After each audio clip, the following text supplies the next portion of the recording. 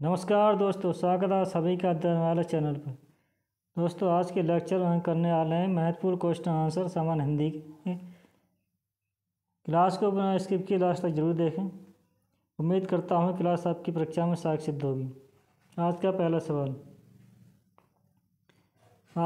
सवाल, वह छोटी से छोटी ध्वनि जिसके टुकड़े नहीं हो सकते हैं उसे क्या कहते हैं?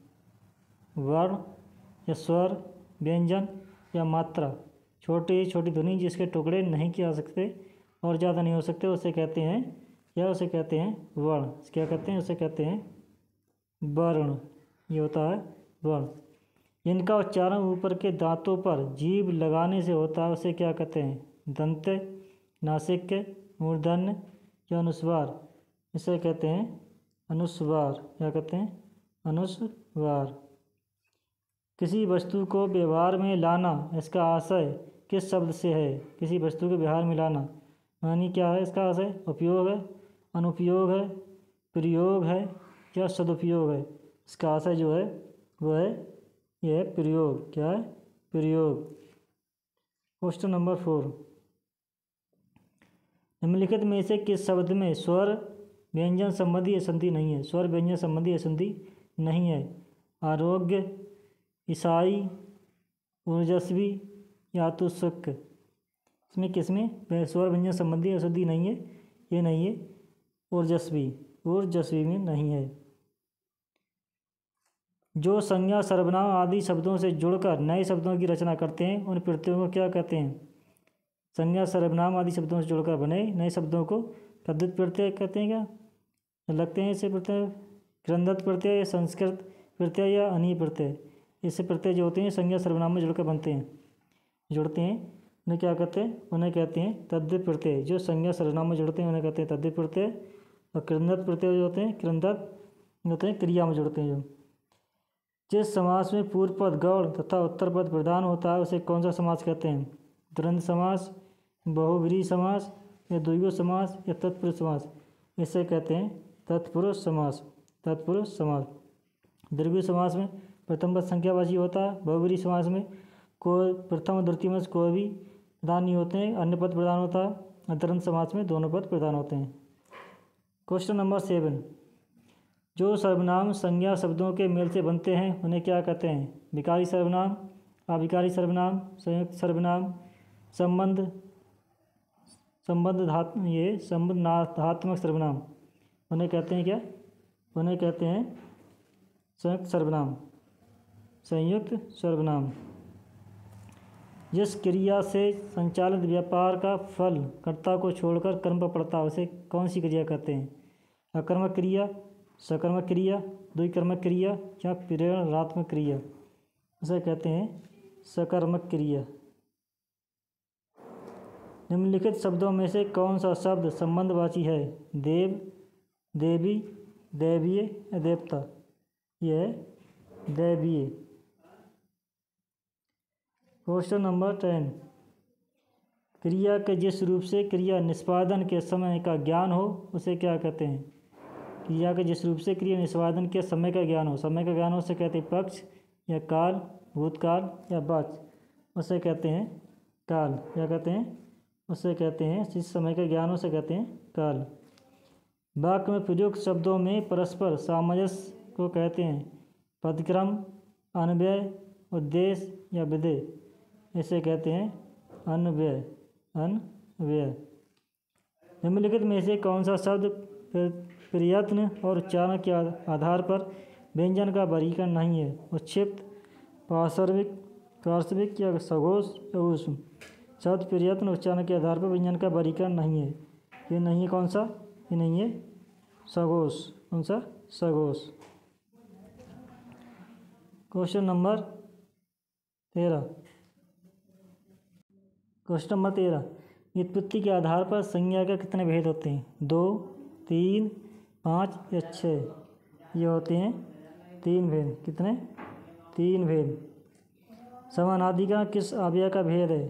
समुच्चय बोधक, क्रिया विशेषण, संबंध बोधक या विस्मयादि बोधक। यह समुच्चय बोधक का। निम्नलिखित में से कौन सा शब्द पुल्लिंग है? दीमक, रात, वर्षा या विदुर। ये है विदुर। विदुर जो है पुल्लिंग शब्द है। विदुर फिर कैसा है?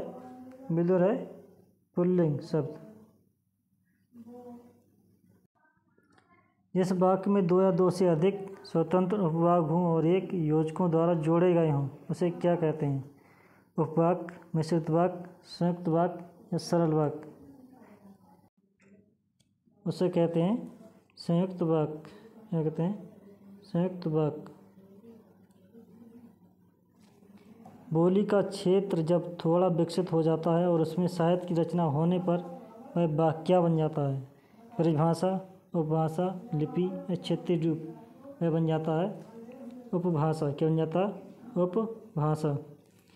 जिन ध्वनियों की गणना ना स्वर में की जाती है ना व्यंजन, उसे क्या कहते हैं? आगत, ऊष्म, अंतःस्थ या अयोग भा, उसे कहते हैं अयोग भा। क्या कहते हैं? अयोग भा। Question number 19।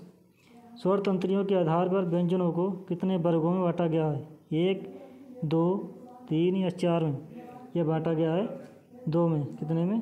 2 में बांटा गया है। Question number 20।